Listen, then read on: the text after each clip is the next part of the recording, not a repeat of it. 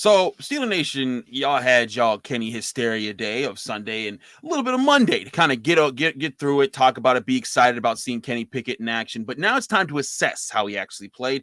We're going to look closer. We got a chance to look over the film, talk about some of his decision making, some of the things that went into it, more insight into that, also into him as a person and what he's doing. To do that with me, joined by Mike DeFabo of The Athletic. We're going to talk with him about that. Yeah, I got my grades for the Steelers for week 4, all that here and more on the Locked On Steelers podcast on the Tuesday edition. It's going to be a fun one. Let's get into it. You are Locked On Steelers, your daily Pittsburgh Steelers podcast, part of the Locked On Podcast Network, your team every day.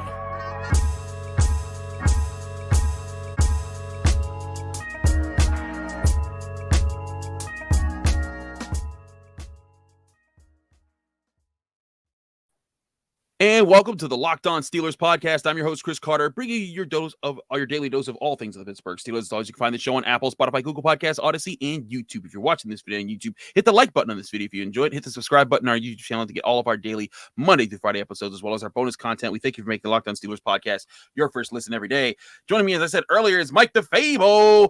He is of The Athletic. He was just with the Pittsburgh Post-Gazette. He used to cover the Penguins, but now he is fully entrenched into the Steelers beat. He's getting it in. Mike, how you doing, man? I'm doing great. We were teammates there at the Post-Gazette for like a brief period. What was that? Like a week? 2 weeks. Don't worry. Nothing personal, Chris. I still like you.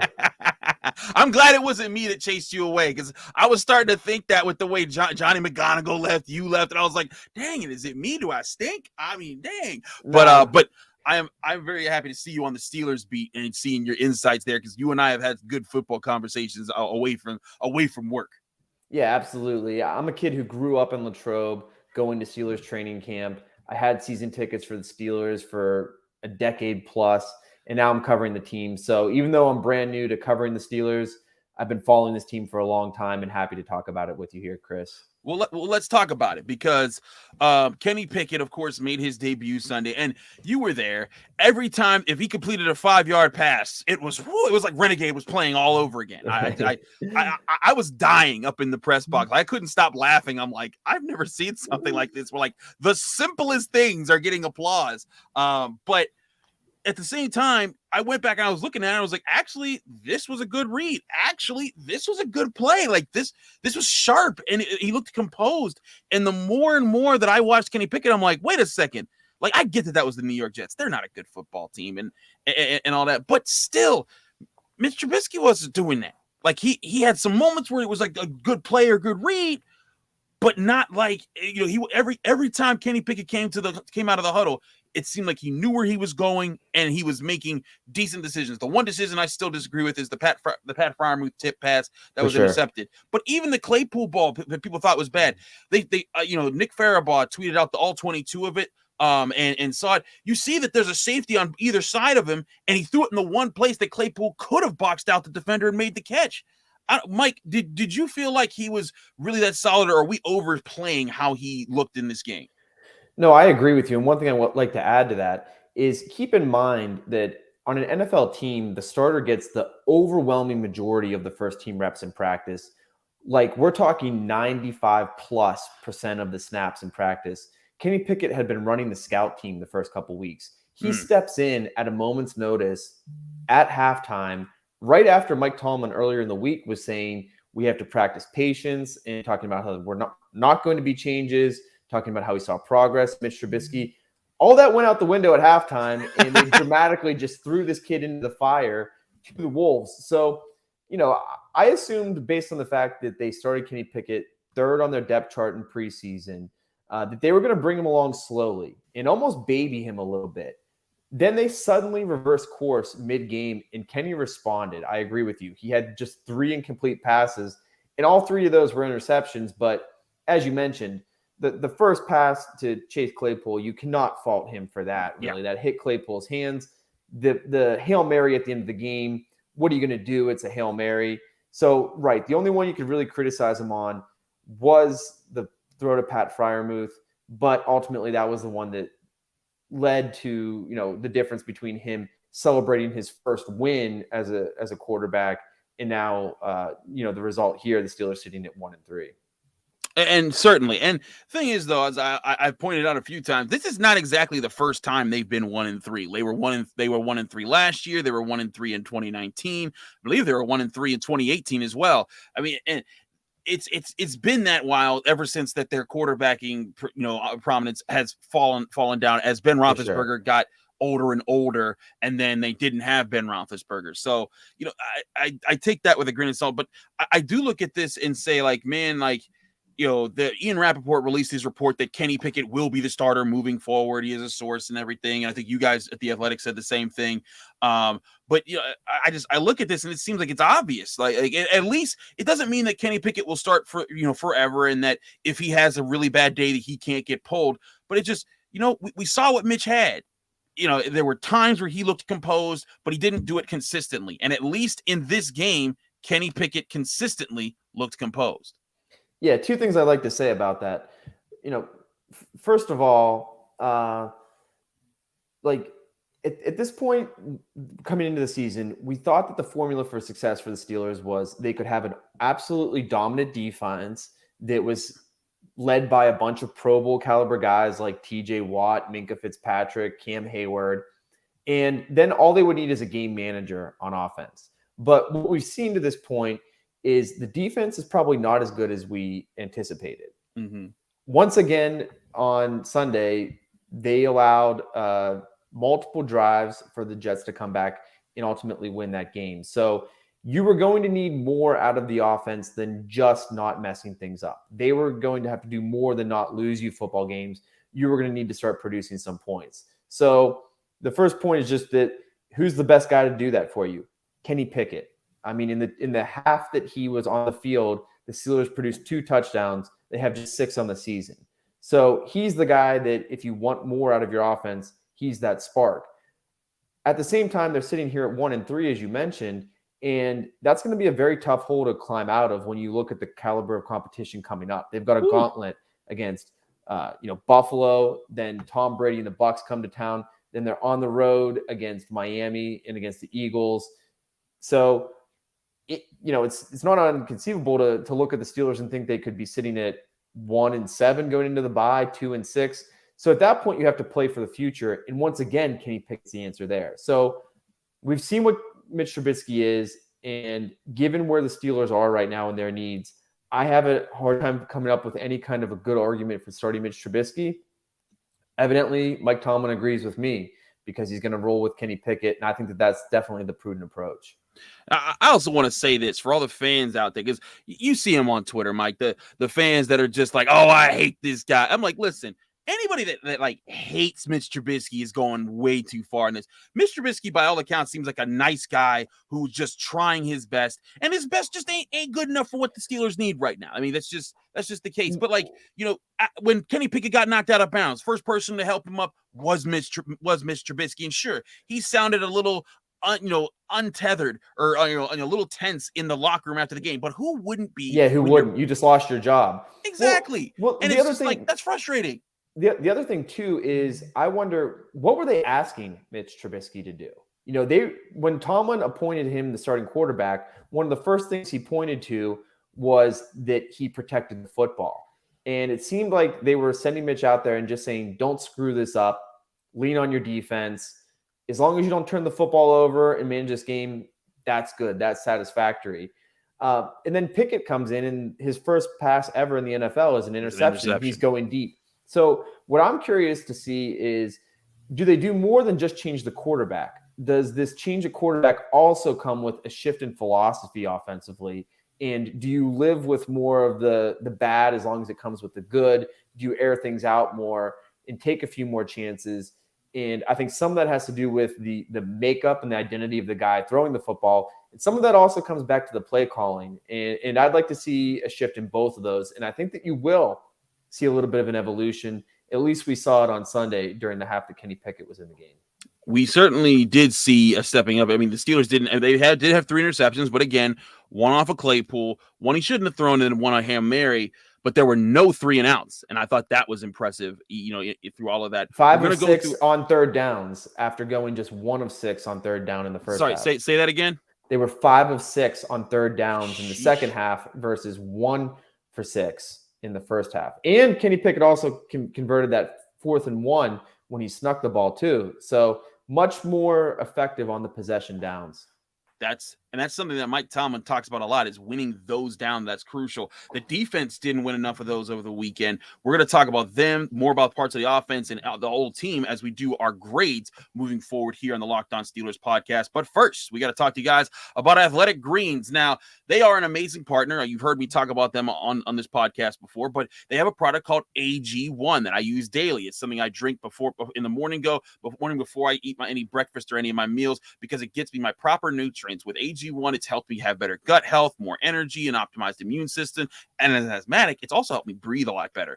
AG1 is something I've been using for a while, and all it is just one delicious scoop of Athletic Greens, and you're absorbing 75 high-quality vitamins, minerals, whole food source superfoods, probiotics, and adaptogens to help you start your day right. This blend of ingredients supports your gut health, your nervous system, your immune system, your energy, refocus, aging, all the things. And all it is just one scoop of powder into 20 ounces of water. You shake it up and bang, it's ready to go after 30 seconds. So right now it's time to reclaim your health and arm your immune system with convenient daily nutrition, especially heading into the as what is going to start getting colder again. It's just one scoop in a cup of water every day, and that's it. And it costs less than $3 a day and contains less than 1 gram of sugar and supports better sleep quality. To make it easy, Athletic Greens is going to give you a free 1-year supply of immune-supporting vitamin D and 5 free travel packs with your first purchase. All you have to do is visit their website, athleticgreens.com/NFL Network. Again, that's athleticgreens.com/NFL Network to take ownership over your health and pick up the ultimate daily nutrition insurance with Athletic Greens and their product, AG1.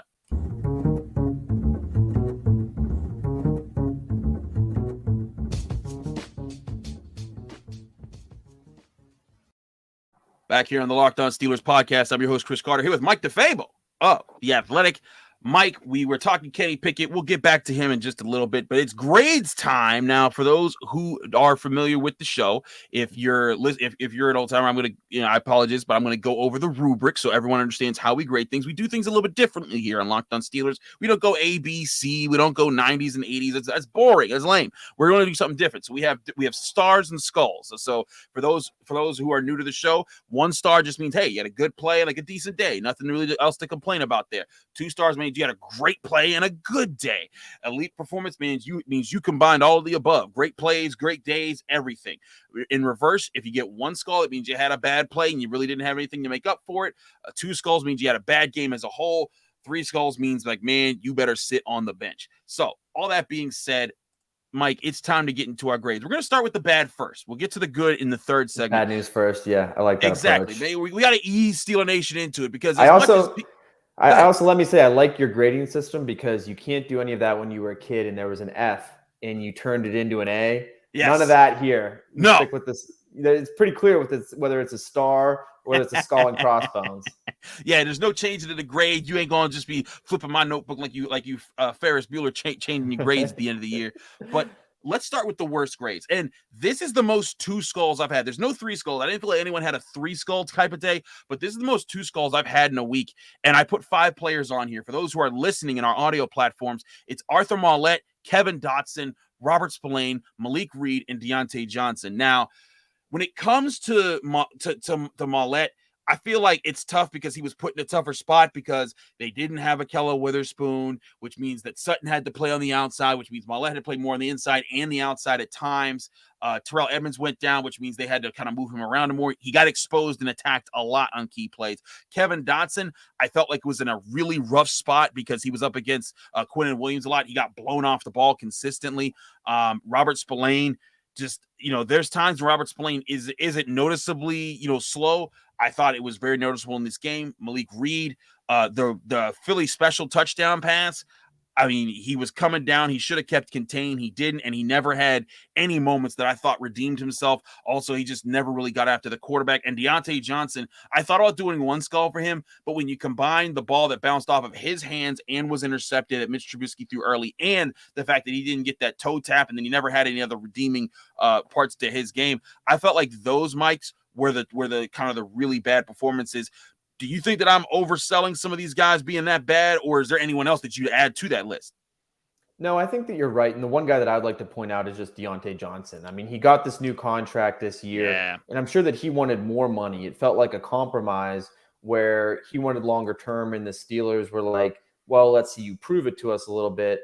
You're supposed to be the number one wide receiver. You can't have balls bounce off your hands that go and turn into interceptions. I mean, that was a perfectly reasonable pass. I think Yep. Diontae did claim in the locker room afterwards it was deflected to him, but he's got to make those kind of plays. And this comes 1 week after he dropped that deep ball in Cleveland as well. So, you were looking for a guy that you paid to be the focal point of the offense or one of the focal points, counting on him to become that go-to wide receiver one. And he still has a ways to go to continue to grow and evolve into that role.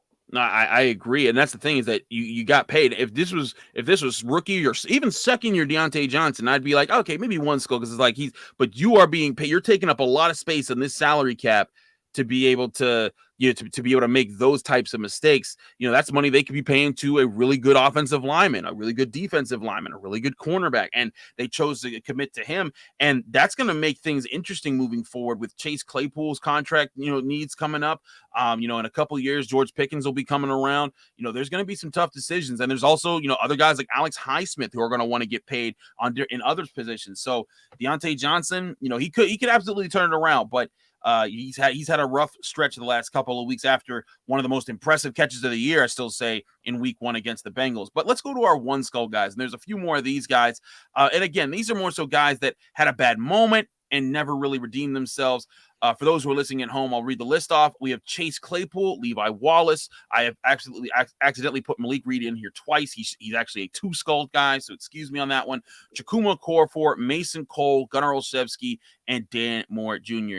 I didn't put, for the record, James Daniels was my only guy I left neutral. I didn't give him a negative grade, but going over this list, Chase Claypool didn't really get many other opportunities to make plays, but the time that he had a chance, I mean, that deep ball that Kenny Pickett threw to him should have boxed out his man, should have at least made it so it's like, hey, if nobody else is getting this, I am, and if I don't, it's just going to fall down and the Steelers can keep fighting for the next play. Levi Wallace, this was his chance to step up and show like, hey, he was a good free agent signing. Didn't really make a difference on the field, and and the Steelers secondary was getting torched underneath of Minkah Fitzpatrick.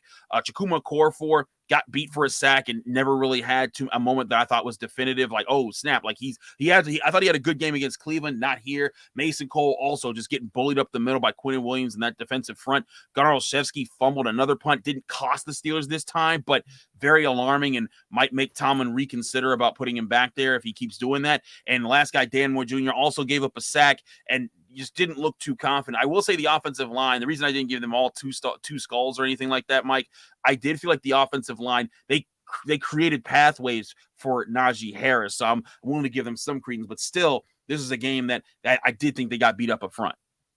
Yeah, I agree with you there. It felt like in the first half, especially when the Steelers were seeing those too high safety looks, they were checking into runs, or I don't know whether runs were already called. And they did gain a little bit of momentum and traction on the ground. And I thought maybe this was going to be Najee Harris's breakout game, but there wasn't enough of that. Let's stick with those wide receivers, though, Chris. I mentioned Diontae Johnson in the past segment. How about Chase Claypool here? He's supposed to be, when he was drafted, people talked about, wow, he's got the same physical dimensions as Megatron. Mm-hmm. And what do they call him? Mapletron. They're trying to call him after the Canadian kid with all those elite physical gifts. When's he going to go up and get the football?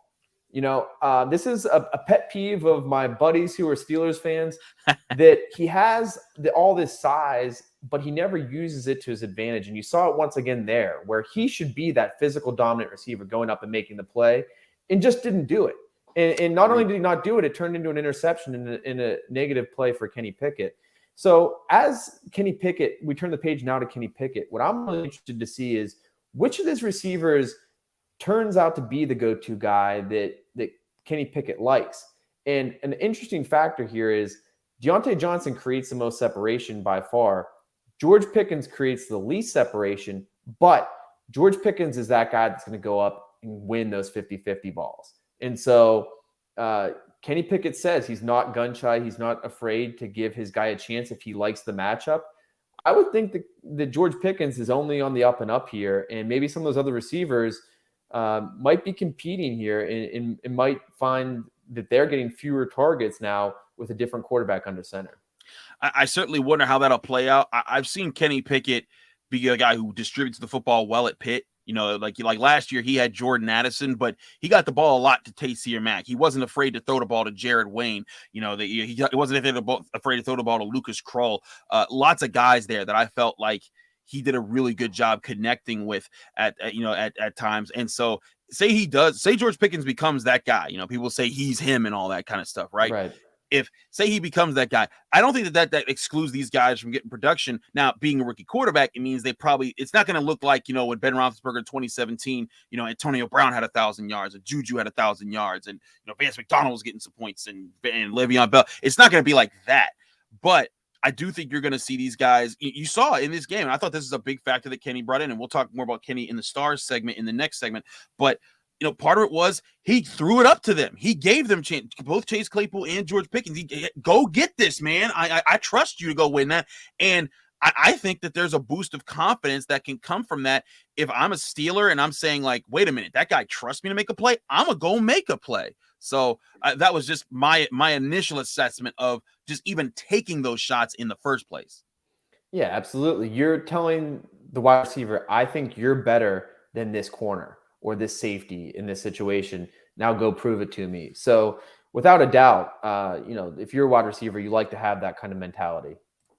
Absolutely.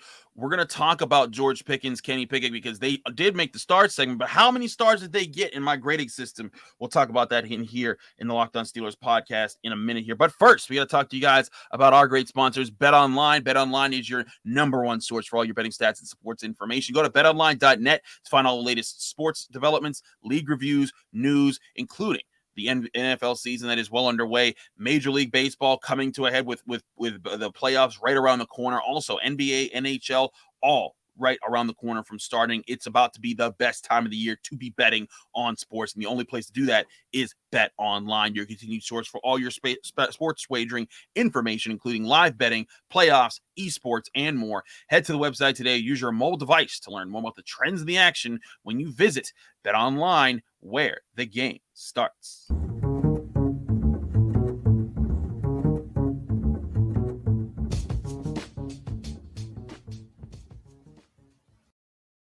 Back here on the Locked On Steelers podcast, I'm Chris Carter. He's Mike DeFabo of The Athletic. Mike, let's go into these final grades I got here, and I want to get your feedback on them. I only had one guy with a 2-star grade. So again, that's like a great play with a really good day, but not like super elite. Can you guess who the 1 2-star guy I put here was? Did you give it to Minkah Fitzpatrick? I did not. I thought about him, but I did not. Did you give it to Kenny Pickett? I did not. Also not Kenny Pickett. George Pickens. Correct. He's there. Right. We go. There we go. I mean, to be fair, an argument could be made for a lot of those guys. I couldn't do Kenny because of the 3 interceptions, but George Pickens, I mean, that dude was going up and getting the football. When you were just looking at the success he was having in this game, and a part of it was, again, just what I think what a lot of people were wondering about George Pickens is, what could this guy be like if someone just trusted him and gave him some shots down the field in this game? I think he showed you that. He was targeted 8 times officially by Pro Football Focus, caught 6 of them for 102 yards. That's the kind of stuff you want to see. Y'all say at 23 yards after the catch. That's the kind of stuff that you wanted to see. Also, no drops. I think he had 2 catches in trap. 2 of those catches were officially in traffic. He was a reliable guy there. And when I'm looking at those grades and I'm looking over guys, George Pickens to me was the one guy I thought, like, he showed, like, okay, he could be the future. And he didn't have a moment where I was like, man, he wished he could have that moment back. Yeah, I mean, George Pickens has been eye-popping since the training camp. Like I showed up for a handful when I was still covering the Penguins. I showed up for a handful of practices in Latrobe, and immediately he was jumping out to me as a guy that was making plays and making, I'm talking about like the contested 50-50 balls. I'm talking about having the body control and the spatial awareness to keep his feet in bounds, those kind of plays. But we hadn't seen it translate to an NFL football game. And you did start to wonder, was this maybe the kind of guy that we hyped in the preseason and he was this preseason all-pro who then, never really panned out to anything in the regular season? But that definitely, that breakout performance on Sunday, his first 100-yard receiving performance as a pro, I think should give Steelers fans confidence that he is that guy. And that with a different approach on offense and a different quarterback distributing the football, he can continue to turn in games consistently like this. So I think that this is something, definitely a good start for George Pickens after, a quieter beginning to his career, and now something to build upon going forward. Absolutely. Now, the 1-star guys, there were some guys I felt like Minkah Fitzpatrick that could have been 2 stars. I just felt like Minkah didn't have a chance to make as many plays, but in the one time that he could, he did. Well, no, I take that back. There was a play where Minkah, and this was why I gave him 1 star. There was that one play where he did have the impressive interception, but Zach Wilson threw the ball like kind of like in the lower part, like threw the ball at Minkah Fitzpatrick. If he had found a way to catch that ball, he would have been gone. The game would have been over. He would have had the pick 6. But he does get a star. The interception he had I thought was really solid. And for all of Zach Wilson and what he did in this game to throw the ball, none of them were like deep down the middle part of the field. We're past Minkah Fitzpatrick. He was never out of position. Everything was underneath and picking at the guys that we were talking about earlier. But there were a lot of 1-star guys that I gave in this game.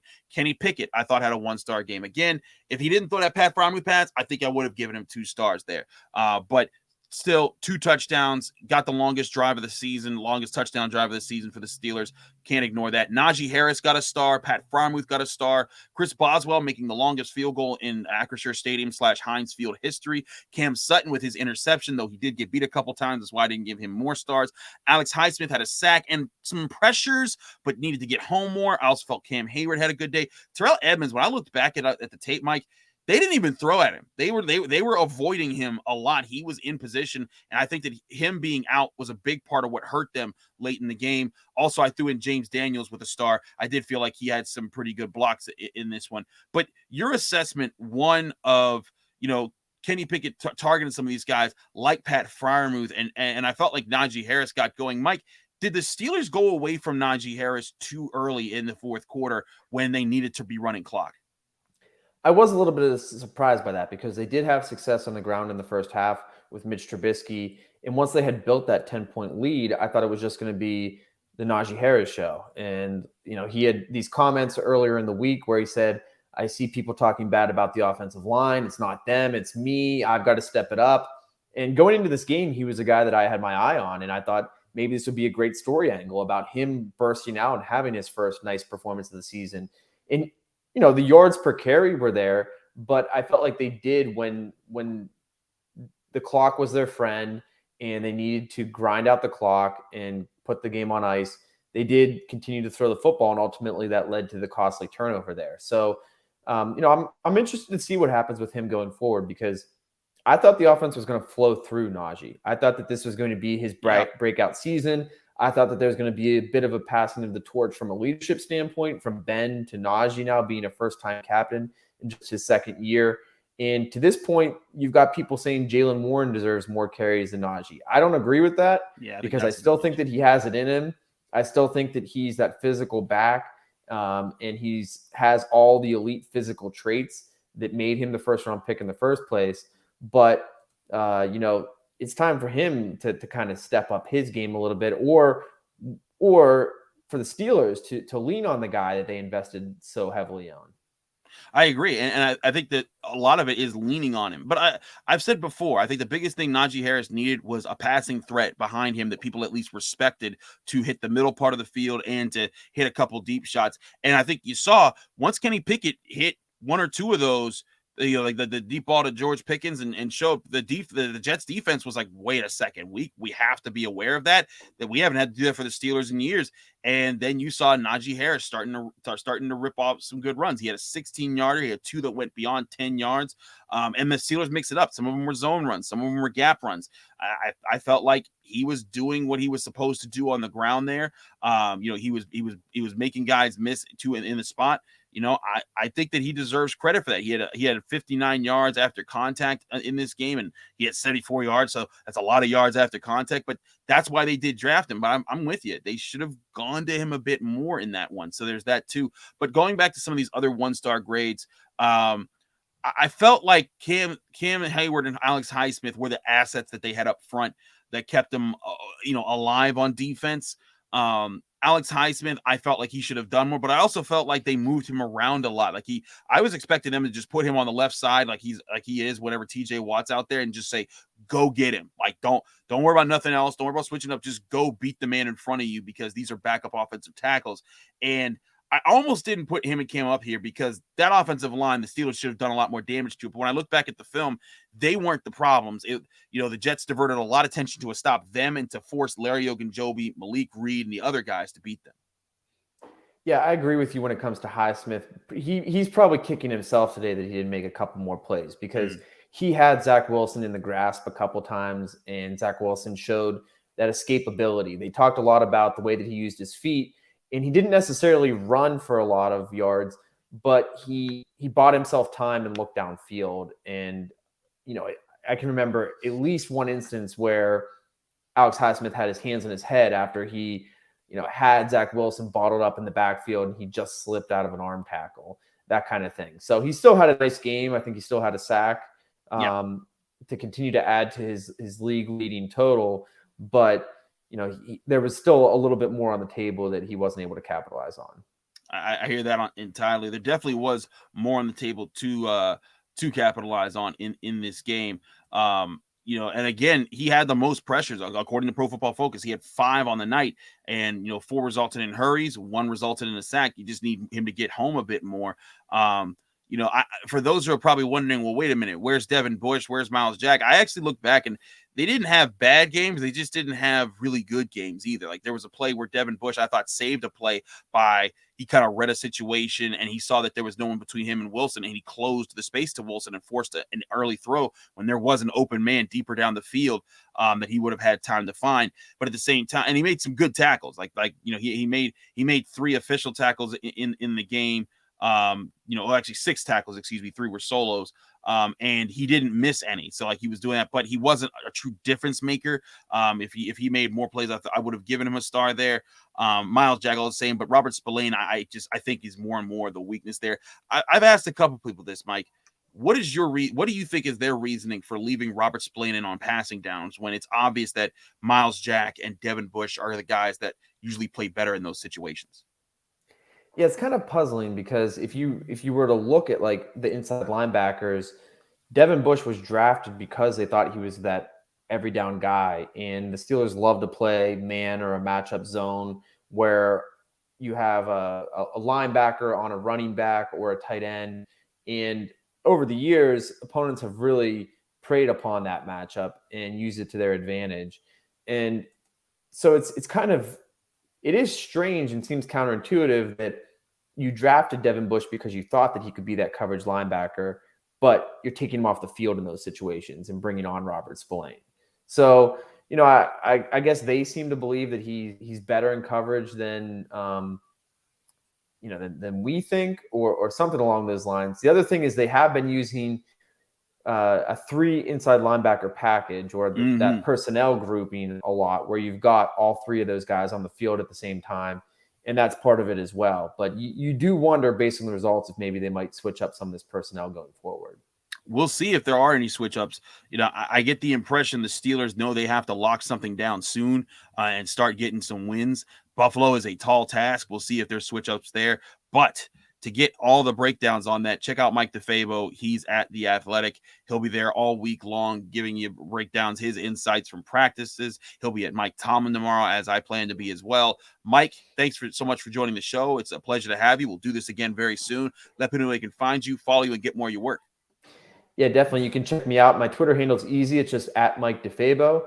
And then you'll see all of my work on The Athletic. I've got a big Kenny Pickett profile coming out, talking to everybody who's ever talked to Kenny Pickett, hung out with Kenny Pickett, going back to his Pitt days, going back to his high school days, talking to people who helped him in the pre-draft process. So doing a lot of research right now, getting a lot of good anecdotes, and really looking forward to sharing that with you later on this week.